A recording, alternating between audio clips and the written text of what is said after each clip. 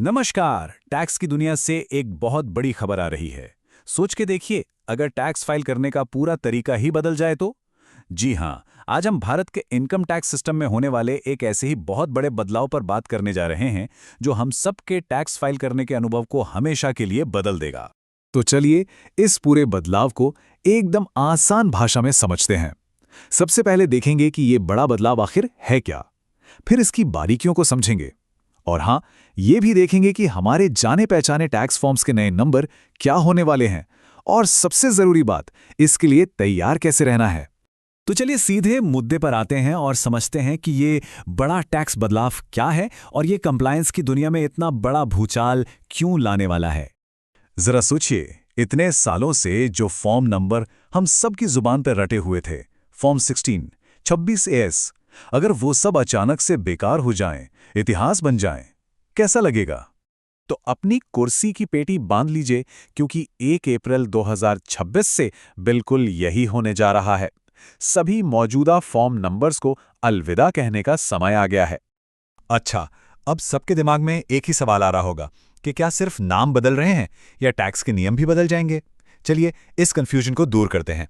तो राहत की सांस लीजिए। जैसा कि कहा गया है, ये बदलाव मुख्य रूप से ढांचागत है, ना कि सारभूत। इसका सीधा सा मतलब यह है कि टैक्स उतना ही देना है, बस फॉर्म का नाम और नंबर नया होगा।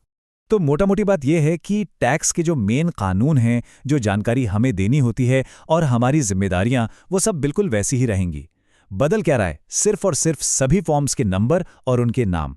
कह सकते हैं कि ये एक तरह से पुरानी बोतल पर नया लेबल लगाने जैसा है। ओके, तो अब आते हैं इस कहानी के सबसे दिलचस्प हिस्से पर। कौन सा पुराना फॉर्म अब किस नए नाम से जाना जाएगा? चलिए पुराने को नए से मिलाते हैं। शुरुआत करते हैं उन फॉर्म से जिनसे हम सबका रोजमर्रा में सबसे ज्यादा पाला पड़ता है, यानी टीडीएस और टीसीएस सर्टिफिकेट्स और रिटर्न्स। तो सबसे पहला और सबसे बड़ा बदलाव, सैलरी पाने वाले लोगों का सबसे पॉपुलर फॉर्म, फॉर्म 16, अब बन जाएगा फॉर्म 130। वैसे ही नॉन सैलरी टीडीएस के लिए फॉर्म 16A अब हो जाएगा फॉर्म 131, और जो लोग क्वार्टरली टीडीएस रिटर्न भरते हैं उनके लिए फॉर्म 24Q अब फॉर्म 138 और फॉर्म 26Q अब फॉर्म 140 बन गया है। ये वो नंबर हैं जिन्हें अब हमें याद करना होगा। अब आगे बढ़ते हैं और देखते हैं कि कुछ और ज़रूरी दस्तावेज़ों जैसे कि ऑडिट रिपोर्ट्स और एनुअल टैक्स स्टेटमेंट में क्या नया है। यहाँ कुछ बहुत ही बड़े चेंजेस हैं।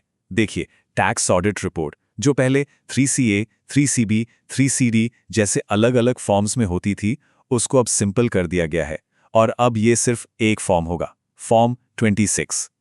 और हम सबका फेवरेट फॉर्म 26AS, हमारा एनुअल टैक्स स्टेटमेंट, वो अब एक नए अवतार में आएगा जिसका नाम होगा फॉर्म 168।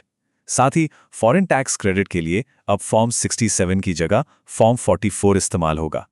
ये बदलाव सिर्फ इंडिविजुअल्स और बिजनेस तक ही नहीं रुक रहे हैं, इसका असर ट्रस्ट्स, सोसाइटीज और डोनेशन से जुड़े फॉर्म्स पर भी पड़ेगा।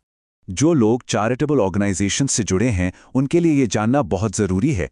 ट्रस्ट या सोसाइटी की ऑडिट रिपोर्ट जो फॉर्म 10B या 10BB में जाती थी, अब उसका नया घर होगा फॉर्म 112। 12A ATG रजिस्ट्रेशन के लिए फॉर्म 10A अब फॉर्म 104 हो जाएगा और डोनेशन का स्टेटमेंट यानी फॉर्म 10BD अब फॉर्म 113 कहलाएगा। तो अब जब ये सारी जानकारी हमारे सामने है, सबसे बड़ा सवाल, इसके लिए तैयारी कैसे की जाए। चलिए एक सीधा साधा एक्शन प्लान बनाते हैं। तो तैयारी के लिए ये 4 कदम उठाना बहुत जरूरी है। सबसे पहला काम, अपनी सारी इंटरनल चेकलिस्ट्स और एसओपीज को नए फॉर्म नंबर्स के साथ अपडेट कीजिए। दूसरा, अपना फाइलिंग सॉफ्टवेयर, उसको अपडेट करना बिल्कुल मत भूलिएगा। तीसरा, अपनी टीम और क्लाइंट्स को अभी से इसके बारे में बताना शुरू कर दीजिए ताकि आखिरी वक्त पर कंफ्यूजन ना हो।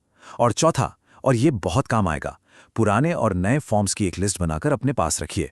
यह आपका गो टू गाइड होगा। चलिए अब इस पूरी चर्चा का आखिरी और सबसे जरूरी हिस्सा समझते हैं कि आखिर इस सब का मतलब क्या है।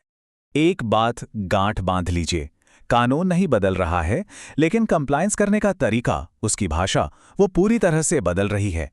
और इस नई भाषा को सीखे बिना सिस्टम में काम करना मुश्किल हो जाएगा। इसलिए इस पूरे बदलाव का निचोड़ सिर्फ एक लाइन में है। कंप्लायंट फाइलिंग के लिए नए फॉर्म नंबर्स की सही पहचान करना सबसे जरूरी है। इसे जरूर याद रखिएगा। जितनी जल्दी इन बदलावों को अपनाया जाएगा, उतनी ही आसानी से प्रोसीजरल गलतियां, रिजेक्शन और फालतू की कानूनी झंझटों से बचा जा सकता है। याद रखिए, तैयारी ही इस खेल में जीत की चाबी है। तो अब आखिरी सवाल सिर्फ एक है। क्या हम सब 1 अप्रैल 2026 को आने वाले इस बड़े बदलाव के लिए पूरी तरह से तैयार हैं?